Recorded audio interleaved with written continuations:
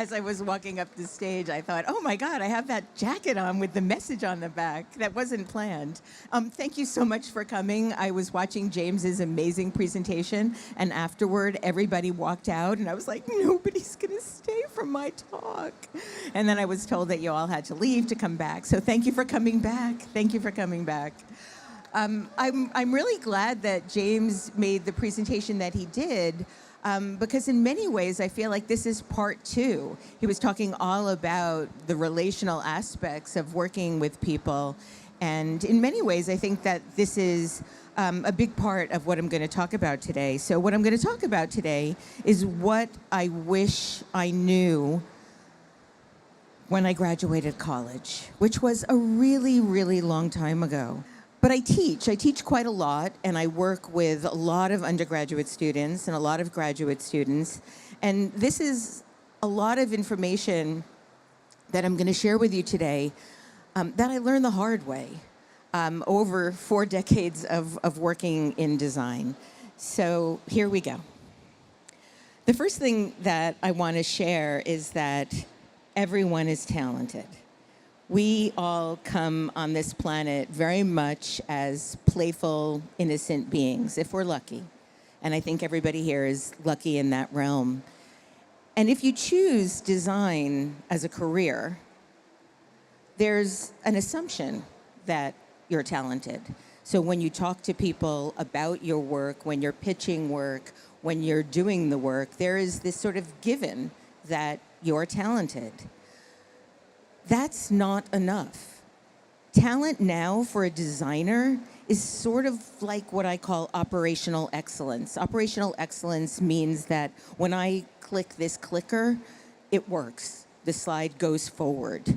When I put this microphone next to my mouth, you can hear me. That's operational excellence. We expect these things from the things we engage with. And so for designers, if you are hoping that talent is all it's going to take, you kind of have to see your talent as operational excellence. People are going to hire you because you're a designer. If you say you're a designer, there is this sense that you're talented.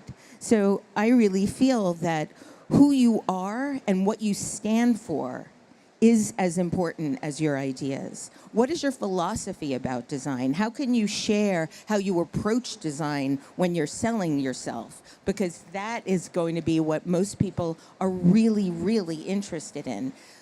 People's work design is very subjective. It's one of the few disciplines that is entirely opinion-based for those that aren't trained designers. People are going to look at design and think without training, they either like it or they don't.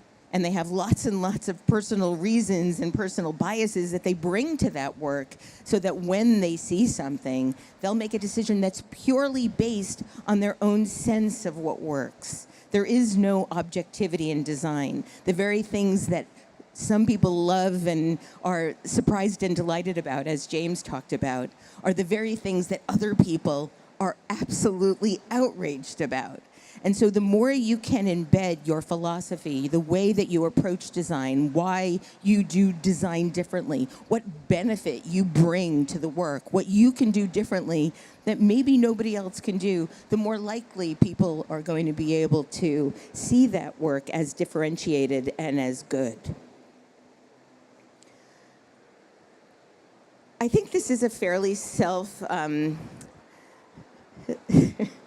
it's self-explanatory. Quite a lot of people, especially the young people that I work with and teach, are very proud of the fact that when I ask them what they're going to bring to any design crit, any design type of sale with their pitching, that they're really a people person, that they're charming, that they know how to speak.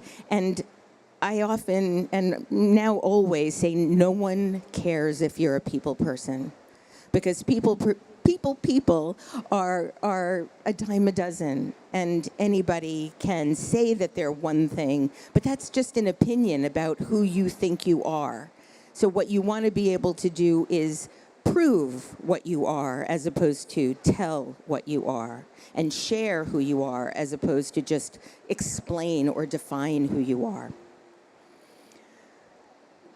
You know, it's really interesting how we talk about getting jobs.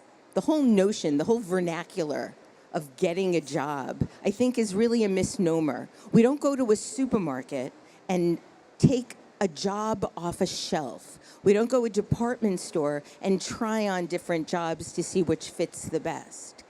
What we really do is win a job. We are constantly competing with others for the same work. So you in some ways, you have to approach winning work as an athlete, where you're working every day to get better at what you do. When you're competing, you have to think, what would somebody else be doing that might be better than what I'm doing, so that I can be more competitive, so I can be, as an athlete, might want to be faster or stronger. How can you bring those attributes to what you do, so that when you're trying to get a job, you're actually thinking about how you can win it over anybody else that you are competing with? It's very rare that a job opportunity goes out and only one person tries to get it, one person applies. So how can you be better than everybody else? And again, it's going to be more than your portfolio, because lots and lots and lots and lots of people have good portfolios. The fact of the matter is, with everything we saw today, everyone should be like having a pretty kick-ass portfolio. So what can you do above and beyond good work, above and beyond being a people person, in order to make a difference in your career? You know, not as much as I love and adore her and consider her my little sister, not everyone is Jessica Hish. Jessica came out of the gate, hit the big time really quickly, and has now been successful ever since. I'm the opposite of that. I graduated in 1983 and spent the first 10 years of my career in what I call experiments in rejection and failure. And it really wasn't until my late 30s that I sort of found my path. And it wasn't until I was 44 years old, actually 43 years old, 20 years ago, that I started the podcast that I'm probably now most known for doing. So I'll talk a little bit about timing, but it takes work to get work you love. Most people, it becomes a bit of a street fight. You're working really, really hard every day to make a difference. Knowing how to sell yourself is the single most important skill to have as a designer. You must learn how to present. You must learn how to talk about your work that is beyond what is good about it or what you love most about it. I can't tell you how many students I work with that when they're showing me their portfolio, they'll say things like, "What I love most about this project." Nobody cares what you love most. No one. What they want to hear is why it was effective in the marketplace. Did it change the way people think about their product? Did it move things off the shelf? So when you're showing your work, you must talk about what the strategic meaning of this work is, and not that you love as much as we love good kerning, especially now that we have Jess as our kern mother instead of the godmother. I think it was something like that. You must talk about what it is that makes this different from everything else, and in a way that's really persuasive. And so one of the things that I really recommend that all designers do is take presentation training. You know, some people talk about, oh, I don't like to present. I get really nervous. My best friend Dee Dee is here, and she was like, what is wrong with you? I just get nervous before I talk to people. That's just the way it is. But everybody gets nervous. Everybody gets nervous. Our humanity is defined by a triune brain.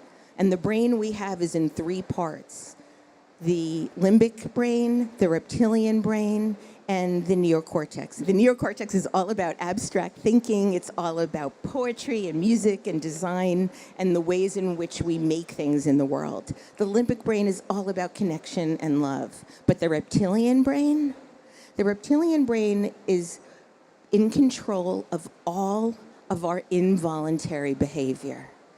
Our eye blinking, our heartbeat. We don't will our heart to beat. Our digestion, our metabolism. And that is where fear lies. You can't control being afraid of anything any way better than you could control your heartbeat or your digestion. If I were to walk across the street, get hit by a bicycle, the immediate feeling that I would have would be adrenaline. You can't will adrenaline. So you have to learn to go beyond what you're afraid of and make a decision about what's more important. Is it more important that I am able to speak in the way that I want to and present in the way that I want to? Or is it more important for me to retreat from that because I'm scared to do it? You're never going to get over being scared. You're just going to get more comfortable being scared. Part of, I think, what makes any presentation good, what makes any type of work that you're showing, if you communicate it in a way that is meaningful, is to prepare. Prepare for everything when you're presenting your work. Now, when I say prepare, I don't just mean know what you're talking about, which I'll talk about in a moment. It's really about anticipating the unanticipated. What would happen if they don't like this piece that I'm showing? What if they ask me why I made those decisions that I did? You know, it's generally not a good thing when somebody says, so tell me why you decided to use purple. It's not about being pessimistic if you think about anything that could potentially go wrong. It's actually about being realistic.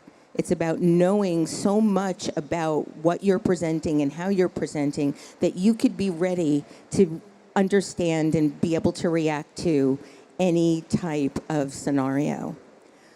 Years and years and years ago, I was presenting to, I was doing a presentation at Lucasfilms. We were working on the merchandising for a Star Wars movie. And the fact that we were even there was somewhat miraculous to all of us. And we were high-fiving in the parking lot because we were so excited about the work that we were presenting. And when we got to the presentation, they hated everything.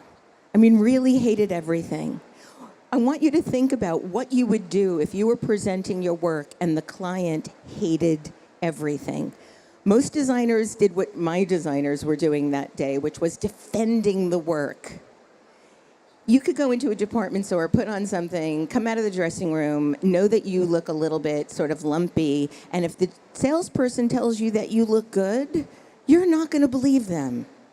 Same with selling design. If you try to persuade your client that that work is better than they think it is, not only are they going to not like it more, but they're going to trust you even less.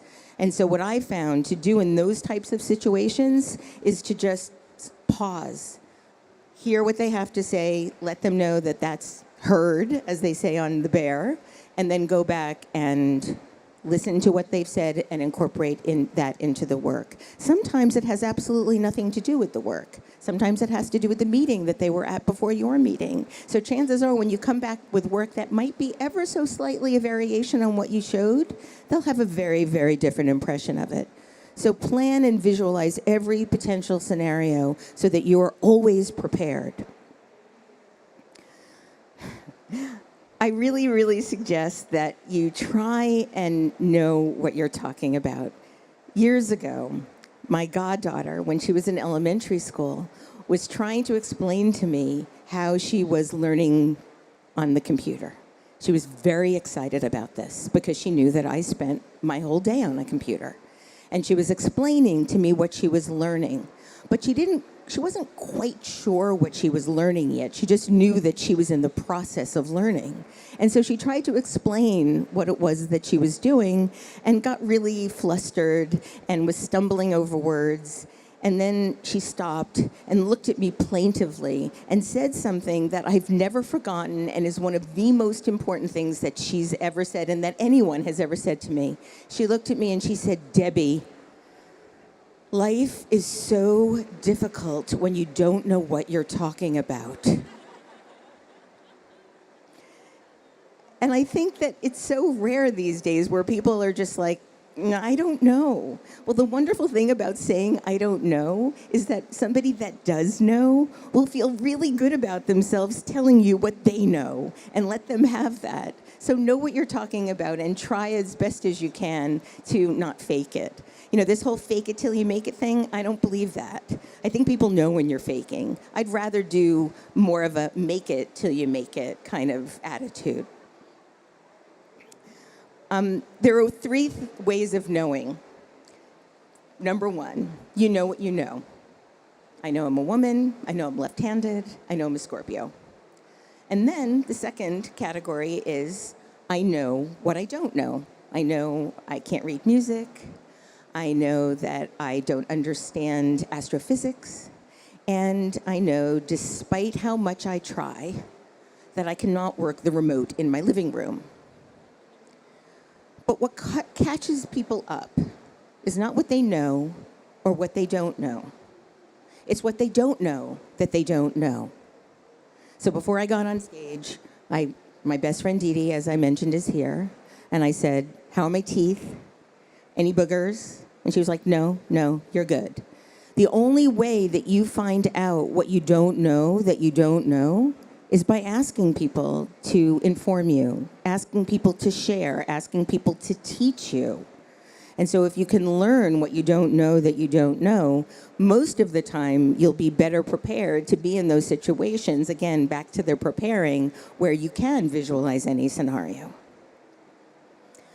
Common vocabulary does not equate with common behavior should be a t-shirt that every designer wears under their clothes when they go and present to a client. Mostly because we have our own language. Most of what our clients are talking about isn't a creative language. It's the language of business. And so I've gone into meetings and I've met with CEOs that have said, we really want to make a revolutionary change here. We want to put a stake in the ground, a flag down. We want to make something that everybody is going to look at and notice. And we come back with work that's very revolutionary. And then when they see it, they say something like, now that we see it, ellipses, you know that nothing good ever comes after the words, now that we've seen it. Now that we've seen it, what we really meant by revolutionary was going from light blue to dark blue. Like, that's not revolutionary, that's evolutionary. In the same way that there are so many different definitions of love, there's so many different definitions of change and revolution. This sort of fits under the category of begin to try and know what you don't know, and that is to seek out criticism. And when you seek out criticism, what you're really asking for is feedback. One of the things that I always recommend that young designers do, it doesn't even have to be entry-level designers, is when you're showing your portfolio at the very end of the presentation, always ask, what would be one thing that you would recommend that I take out? You might hear different things from different people, and then you could make your own assessment as to whether or not it's valid. But you might also hear the same thing from everyone, and then you should either decide to take it out of the portfolio or find a better way of presenting what it was that you did. The more that you can understand how people view your work, the better you are going to do. One other thing that I really recommend in developing a portfolio is only have work in your portfolio that you really, really love. I mean, really love and can defend and can describe and tell stories about and show interim sketches and so forth. A lot of times, and I'm very, very guilty of this, when I was sort of coming up and developing more portfolio, I'd have things in it that I didn't think were that great, but I wanted to have them in there so people would know that I could do that kind of thing. Like, I'm gonna put this book cover in. But it was a terrible book cover. So nobody is gonna hire me to design a book cover just because there's a book cover in my portfolio. And the thing about having something in your portfolio that you don't love is chances are no one else is going to love it. Nobody else is going to think, wow, that's so much better than you think it is. And the weakest thing in your portfolio will be the thing that takes your portfolio down. Even if it means having 5 things in your portfolio or 3 things in your portfolio or just one kick-ass amazing project. If that is something that you feel proud of and can talk with passion about and can talk about the strategic reason that you did things that you did, then people are going to have a much stronger reaction to what you show them, even if it's just one thing. I read a book by Patrick Lencioni called The 5 Dysfunctions of a Team. And he talked about one of the dysfunctions that has stayed with me for decades now. He talked about artificial harmony. Artificial harmony is the thing that humans do to avoid conflict at all costs. So if you're in a meeting and you're showing your work and you're not really sensing that the person that you're showing to really likes what they see, if they don't say that they don't like what they see it, what they're seeing, you kind of make up a story in your own head. Well, they didn't say they didn't like it. I could always tell if the work didn't go over well when I asked the people that I was working with if I didn't go on the meeting, how did the meeting go? And if they said, oh, we think it went okay. Yeah, it was great. I always know we're not going to hear from them. We're not going to get the project. Artificial harmony is when you know that I know that you know that I know that this is not going any further. It could be in a client meeting. It could be in a pitch. It could be on a date. And you both know that this is not jiving.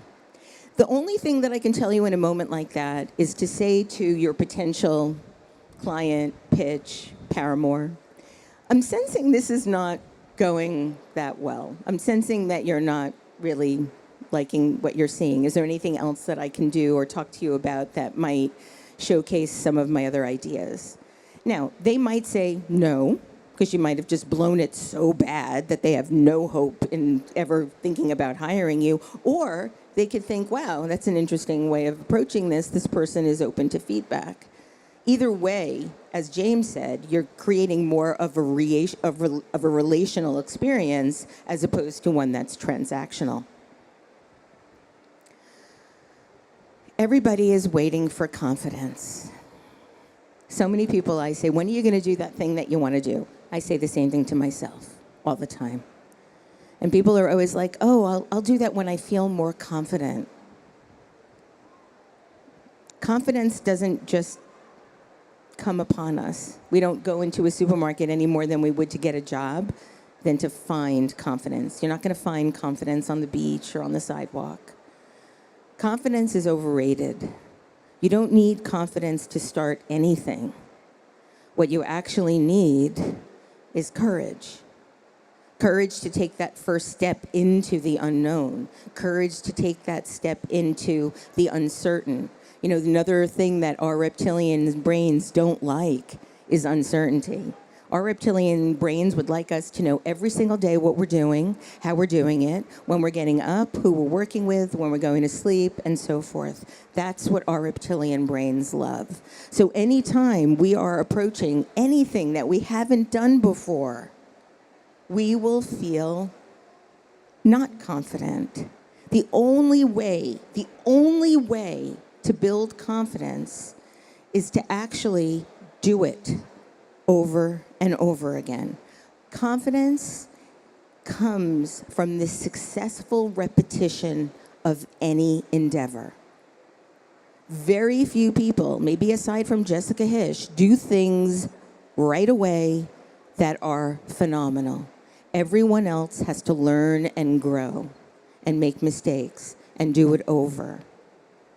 Think about athletes as well. There might be some natural ability there, but they're not going to make it to the Olympics unless they practice over and over and over. And they're still nervous when they go to the Olympics.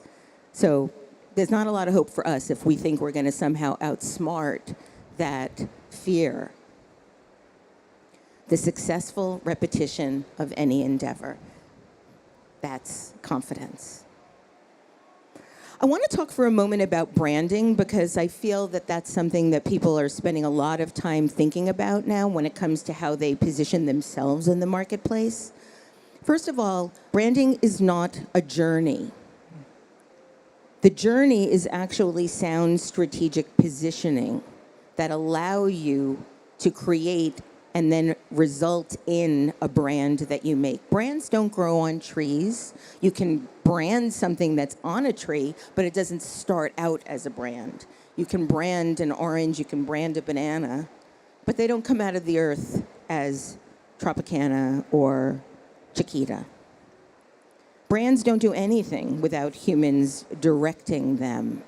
Same with AI. And so when you're thinking about working on a brand, think about the way in which you get there as the real creative process. And then the result ends up being a brand. And I can talk about this for hours, especially this next slide about people not being brands. There's nothing that breaks my heart more than the idea of somebody trying to work on their personal brand. There's no such thing as a personal brand. A personal brand is actually an oxymoron, like jumbo shrimp. People are people, and brands are brands. Brands are manufactured meaning. As I said, we have to direct brands. Brands don't just pop out of the earth. The idea that we would want to be like a brand takes all of the humanity that we have out of the experience of being human. Humans are messy. We sometimes fail. We sometimes succeed. We grow. We evolve. If you think back to who you were 10 years ago and think that you'd be really, really fine with who that person was then compared to who that person is now, then chances are you agree with me that people are people. Let's leave branding to the brands and the brand consultants and living to the people that are living. A couple more slides. I have about a minute left, so I'm going to do this quickly. One of my old partners told me that there were two kinds of people in the world: generators and drains. Generators were people that made things better just by the sheer virtue of being in a room. They brought excitement and passion and energy. And then there's another type of person, and I think we all know people like this, and maybe we're even sometimes people like this, I know I am, that nothing is ever right. Temperature's wrong, food's too cold, the weather's not great, I feel bloated. We then, once we share all of those things with others, we kind of infect the energy of a room.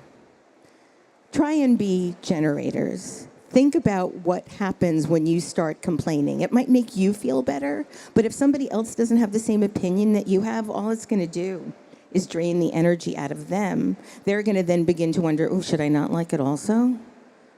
Because that's the way humans are. We're always comparing ourselves to others, and we want to be in sync as much as we can. I mentioned this before about the reptilian brain. Scared is human. If you're not scared, you're probably a psychopath. When you're thinking about being scared and using that fear as something to hold you back, and I'm talking to myself now as much as I'm talking to you all because I'm scared every single day. Think about what you want more. Do you want to stay in a safe little bubble? Or do you want to do something that is going to make your heart sing, but is scared to do? I'm still working on that one. I'll report back when I have more results. Make the things you want to make. If you're not getting the kinds of work that you want to get from your clients, Stefan Sagmeister once said this to me. I was complaining about my clients being a drain. And he was like, make the work you want to make. Put the kind of work you want in your portfolio that you want to make. And that's ultimately what inspired me to start Design Matters, which was sort of my self-generated project. And if you think you're too busy to do that, remember that busy is a decision. Busy is a way of organizing your priorities. If you think you're too busy to do something, chances are you don't really want to do it, and you're using busy as a badge to prevent yourselves from actually taking that first step into the courage. I want to leave you with this quote, and then I'm going to share a little story that results in another quote.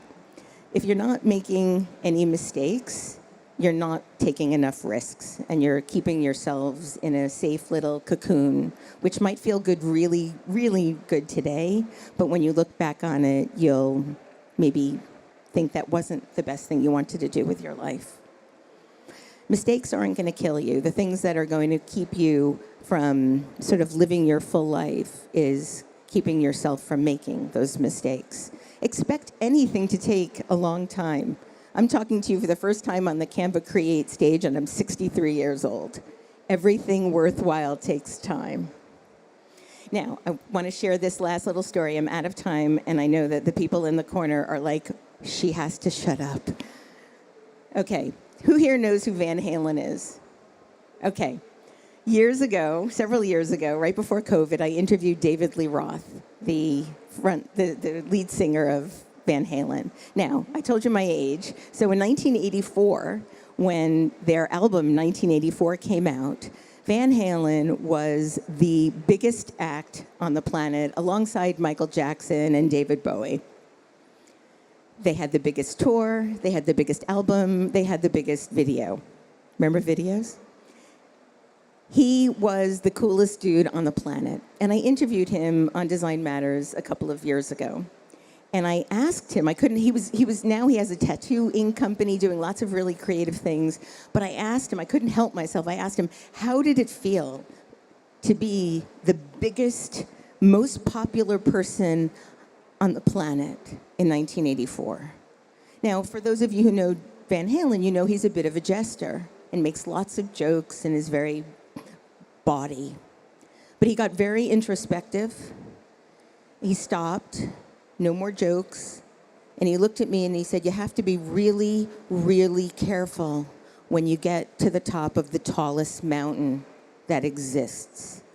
Because when you get to the top, you're most often alone, you're always cold, and there's only one direction to go.